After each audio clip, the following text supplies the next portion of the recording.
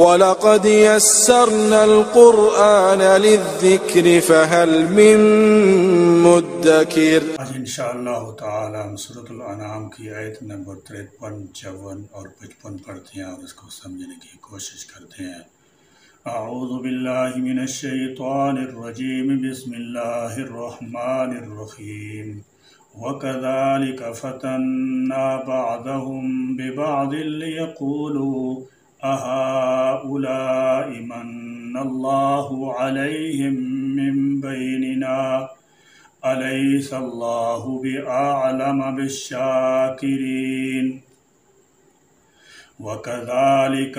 اور اسی طرح فتنا آزمایا ہم نے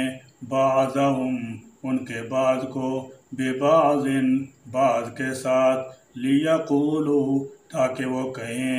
اہؤلاء کیا یہی ہیں وہ لوگ، من اللہ احسان کیا اللہ نے، علیہم جن پر، من بیننا ہمارے درمیان میں سے۔ ابتدا مقصد غریب غلام قسم کے لوگ ہی مسلمان ہوئے تھے، اس لیے یہی چیز رؤسائے کفار کی آزمائش کا ذریعہ بن گئی، اور وہ ان غریبوں کا مذاق بھی اڑاتے، اور جن پر ان کا بس چلتا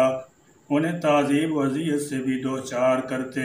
اور کہتے کیا یہی لوگ جن پر اللہ تعالیٰ جل شانہ نے احسان فرمایا ہے۔ مقصد ان کا یہ تھا کہ ایمان اور اسلام اگر واقعی اللہ تعالیٰ جل شانہ کا احسان ہوتا تو یہ سب سے پہلے ہم پر ہوتا، یعنی اللہ تعالیٰ جل شانہ ظاہری چمک دمک، ٹھاٹ باٹ اور ایسانہ کر و فر وغیرہ نہیں دیکھتا، وہ تو دلوں کی کیفیت کو دیکھتا ہے، اور اس اعتبار سے وہ جانتا ہے کہ اس کے شکر گزار بندے اور حق شناس کون ہیں۔ پس اس نے جن کے اندر شکر گزاری کی خوبی دیکھی انہیں ایمان کی سعادت سے سرفراز کر دیا، جس طرح حدیث میں آتا ہے اللہ تعالیٰ جل شانہ تمہارے صورتیں اور تمہارے رنگ نہیں دیکھتا، وہ تو تمہارے دل اور تمہارے عمل دیکھتا ہے۔ الیس کیا نہیں ہے اللہ بِأَعْلَمَ خوب جاننے والا، بالشاکرین شکر کرنے والوں کو۔ فرمایا وَكَذَلِكَ فَتَنَّا بَعْضَهُم بِبَعْضٍ اور اسی طرح ہم نے آزمایا بعض کو بعض سے، یعنی بعض آدمیوں کو ہم نے مال و دولت یا جاہ و حکومت دے کر آزمایا کہ یہ اپنے ماتحتوں یا کم تر لوگوں کے ساتھ کیا سلوک کرتے ہیں، ان کو حقیر سمجھ کر حقارت امیز سلوک کرتے ہیں یا ان کا احترام کرتے ہیں اور خوش دلی سے پیش آتے ہیں یا نہیں۔ اسی طرح مساکین کو عسرت میں مبتلا کر کے آزمایا ہے، غربا کو غربت میں مبتلا کر کے آزمایا ہے کہ آیا یہ امراء کی عمارت دیکھنے کے باوجود صبر کرتے ہیں یا نہیں۔ وَكَانَ رَبُّكَ بَصِيرًا تیرا رب تو ہر چیز کو دیکھ رہا ہے، وہ امیر کو دولت دے کر آزماتا ہے کہ یہ مساکین کے ساتھ کیا سلوک کرتا ہے، اور غریب کو غربت دے کر آزماتا ہے کہ یہ کس حد تک صبر کرتا ہے۔ مگر مقام افسوس ہے کہ اس آزمائش میں دونوں طبقے ناکام رہے ہیں، نہ تو دولت مند غربا کا خیال رکھتے ہیں اور نہ مساکین صبر سے کام لیتے ہیں۔ وَإِذَا جَاءَكَ الَّذِينَ يُؤْمِنُونَ بِآيَاتِنَا فَقُلْ سَلَامٌ عَلَيْكُمْ كَتَبَ رَبُّكُمْ عَلَى نَفْسِهِ الرَّحْمَةَ أَنَّهُ مَنْ عَمِلَ مِنْكُمْ سُوءًا بِجَهَالَةٍ ثُمَّ تَابَ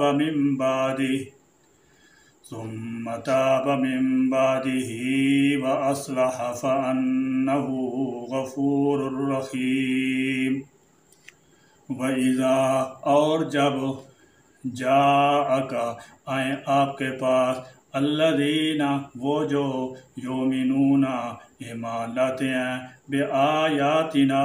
ہماری آیات پر، فقل پس آپ کہہ دیجئے سلام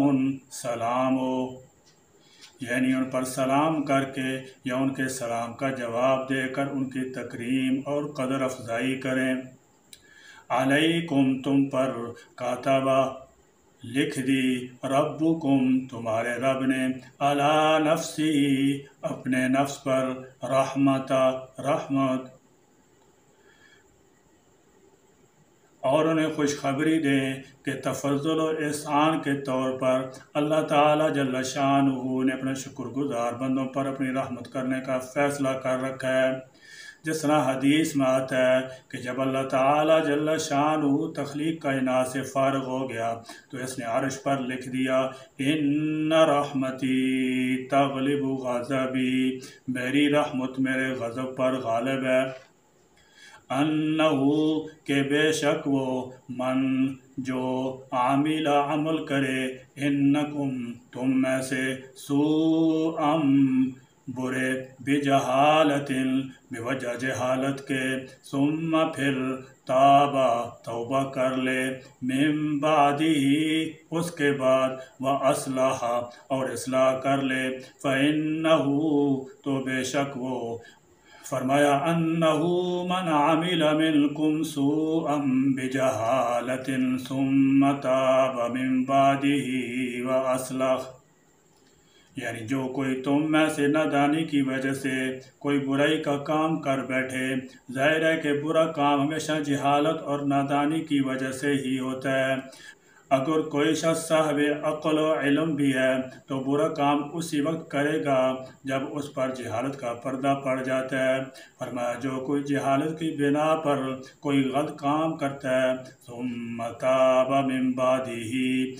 پھر اس کے بعد توبہ کر لی واصلح اور اصلاح بھی کر لی، اپنے آپ کو سنوار لیا،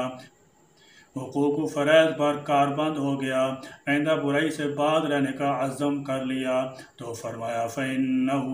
غَفُورٌ رَحِيمٌ، تو اللہ تعالیٰ جل شانہ بہت ہی بخشنے والا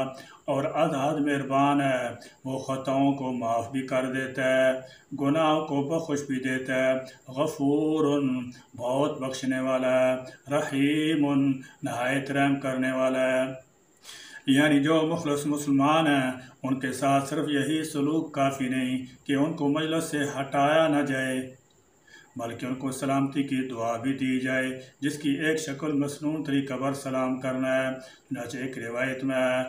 کہ آپ جب دبے کچلے مسلمانوں کو دیکھتے تو سلام میں پہل کرتے اور فرماتے کہ اللہ کا شکر ہے کہ میری امت میں ایسے لوگ بھی موجود ہیں کہ مجھے ان کو سلام کرنے میں پہل کرنے کا حکم دیا گیا ہے۔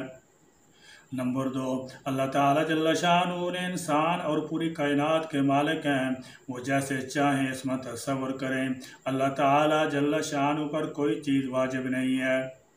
کیونکہ اس پر کسی چیز کا واجب ہونا اس کی شان کے مغیر ہے، لیکن چونکہ اللہ تعالیٰ جل شانہ بے حد مہربان و کریم ہے اس لیے اپنی رحمت کو اپنے غضب پر غالب رکھتے ہیں اور عفو و درگزر سے کام لیتے ہیں۔ نمبر 3، اس آیت میں مسلمانوں کا ذکر ہے، یعنی جیسے کفر کا گناہ توبہ سے معاف ہو جاتا ہے اسی طرح اس سے کم درجے کے گناہ بھی معاف ہو جاتے ہیں۔ اس آیت میں ناواقفیت کی وجہ سے برا کام کر گزرنے کا جو ذکر فرمایا گیا ہے اس میں اس بات کی طرف لطیف اشارہ ہے کہ مومن کی شان یہی ہے کہ اس سے شریعت کے خلاف کسی عمل کا صدور ہو تو ناواقفیت اور انجانے میں ہو، نہ کہ جانتے بوجھتے۔ وَكَذَلِكَ نُفَصِّلُ الْآيَاتِ وَلِتَسْتَبِينَ سَبِيلُ الْمُجْرِمِينَ۔ وَكَذَلِكَ اور اسی طرح نُفَصِّلُ ہم کھول کھول کر بیان کرتے ہیں الْآيَاتِ آیات کو، وَلِتَسْتَبِينَ اور تاکہ واضح ہو جائے سبیل راستہ المجرمین مجرموں کا۔ فرمایا وَكَذَلِكَ نُفَصِّلُ الْآيَاتِ اسی طرح ہم آیتوں کو کھول کر بیان کرتے ہیں، توحید کے دلائل اور منصب رسالت کی تفصیل وغیرہ سب کچھ وضاحت کے ساتھ بیان کرتے ہیں۔ وَلِتَسْتَبِينَ سَبِيلُ الْمُجْرِمِينَ تاکہ مجرموں کا راستہ بالکل واضح ہو جائے۔ جب اہل ایمان کو راستے کی سمجھ آ جائے گی تو اس کا مخالف ہر راستہ مجرموں کا راستہ ہوگا، اور یہ راستہ کفر، شرک اور بدعات کا راستہ ہے۔ اب مال جاہ کا راستہ ہے، غربا کو حقیر جاننے اور انسانیت کے خلاف کرنے والا راستہ ہے۔ اللہ تعالیٰ جل شان نے فرمایا کہ ہم نے اس راستے کو واضح کر دیا ہے، اب اس سے بچنا ہر شخص کی اپنی ذمہ داری ہے۔ یا اللہ ہم کو ہر چھوٹی بڑی معصیت سے سچی توبہ نصیب فرما، اور ہماری توبہ کو بھی رحمت سے قبول فرما، اور اپنی شان مغفرت سے ہمارے ساتھ رحمت کا معاملہ فرما، اور مومنین مخلصین کی راہ پر چلنا اور مجرمین کی راہ سے بچنا نصیب فرما۔ آمین یا رب العالمین۔ وآخر دعوانا ان الحمد للہ رب العالمین۔